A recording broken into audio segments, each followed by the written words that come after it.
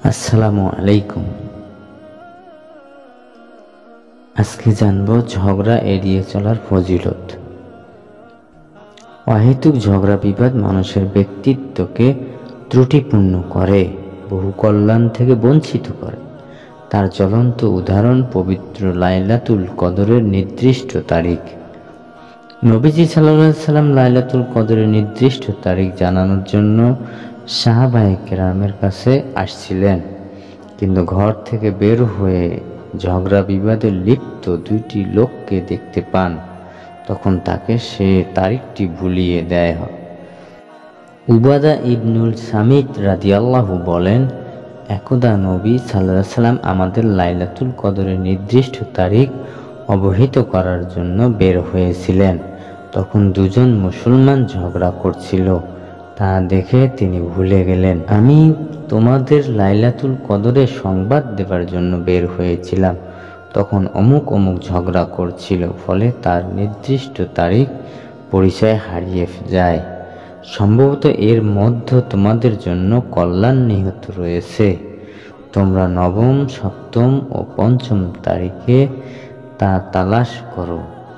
বুখারী হাদিস 2023।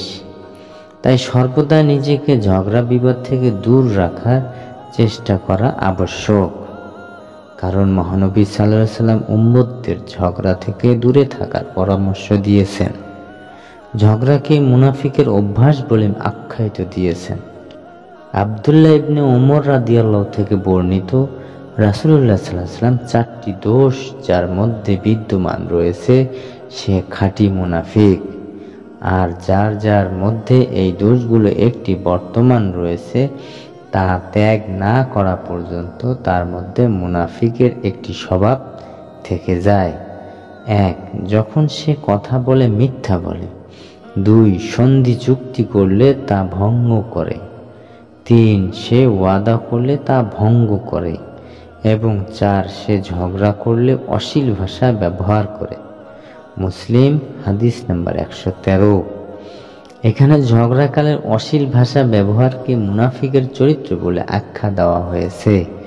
আর ঝগড়াঝাটিতে অশ্লীল গালাগালি না করলে তো ঝগড়াই জমে না।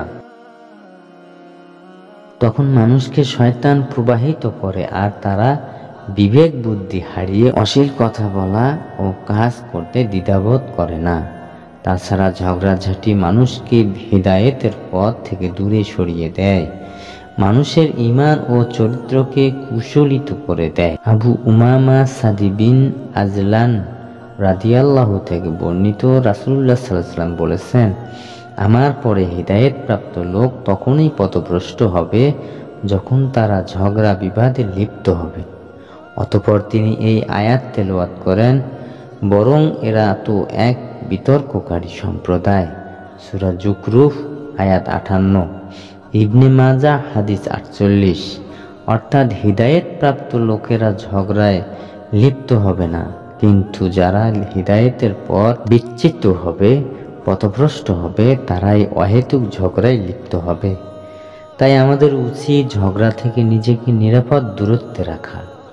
এমনকি যৌক্তিক ন্যায়সঙ্গত বিষয়ে ঝগড়া করার ব্যাপারেও ইসলামে অনুৎসাহী করা হয়েছে। মহানবী সাল্লাল্লাহু আলাইহি ওয়াসাল্লাম ঝগড়া এড়িয়ে চলা মুসলমানদের জন্য জান্নাতের বিশেষ উপহার ঘোষণা দিয়েছেন।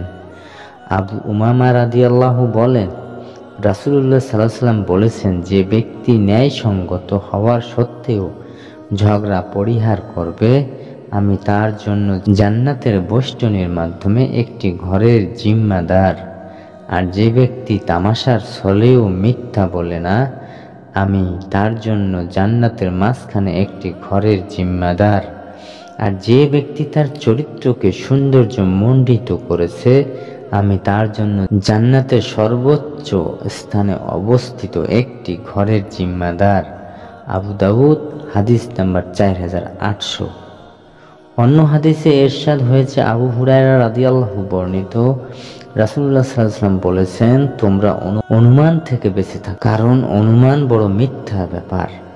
আর কারো দোষ খুঁজে বেরিও না, গোয়েন্দাগিরি করিও না, পরস্পরকে ধোঁকা দিও না, আর পরস্পরকে হিংসা করো না। একে অন্যের প্রতি বিদ্বেষপূর্ণ মনোভাব পোষণ করো না এবং পরস্পরের বিচরণ করো না, বরং সবাই আল্লাহর বান্দা ভাই ভাই হয়ে যাও। বুখারী হাদিস নাম্বার 6066। মহান আল্লাহ তাআলা আমাদের সবাইকে ঝগড়া বিবাদ থেকে দূর থাকা তৌফিক দান করুক। আমিন। জাযাকাল্লাহু খায়ের।